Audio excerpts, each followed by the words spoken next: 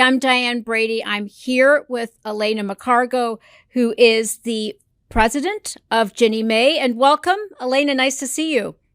Thank you so much. It's great to be with you. So you've been on the job now for almost 16 months, I believe. And Yes.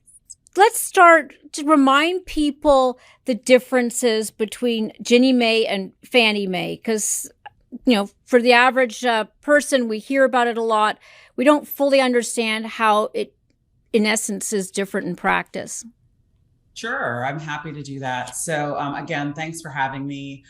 It's interesting. The history is that Ginni Mae and Fannie Mae actually used to be one entity under the Department of Housing and Urban Development. And back in 1968, Ginni Mae was spun off as an government corporation, still part of HUD, and Fannie Mae became independent, non-governmental housing agency. And so the biggest difference between the two agencies now is that Ginni Mae 100% supports all of the federal government's mortgage programs, and Fannie Mae operates in the conventional market. And the key here is the government programs are backed by the full faith and credit of the U.S. government. So we have a very explicit guarantee that serves the work that we do here at Ginni Mae. So, Alanna, talk about what you found when you came into the role, because obviously we're in a tough economy. You're the first, you had 4 acting presidents, I believe, prior. Is that right, to you coming in? So, yeah, so Alanna, tell me what you found when you came in, and what was your mission? Sure.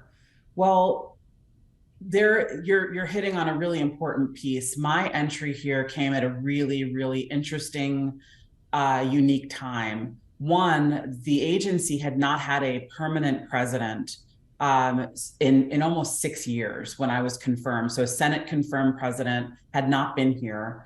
And we entered, the Biden administration entered and landed in the midst of the COVID crisis. And so we were also facing a fairly significant situation where a number of the government mortgage programs were seeing high delinquencies because borrowers were really, still experiencing the stresses of the COVID-19 pandemic. So we were really working in that mode of trying to get relief and get programs put in place to support us through that time. And so it was a really interesting time to join the agency. There had been a lot of stability in the staff that was here, but we landed here really knowing that we needed to recenter Ginni Mae on our mission.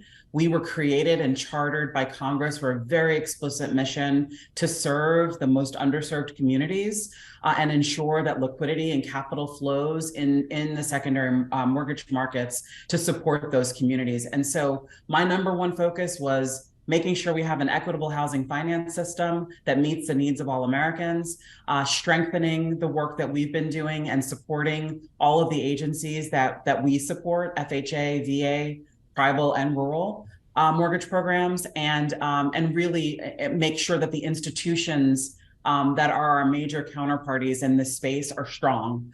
So we've really been focused on an agenda that is surrounding those particular issues.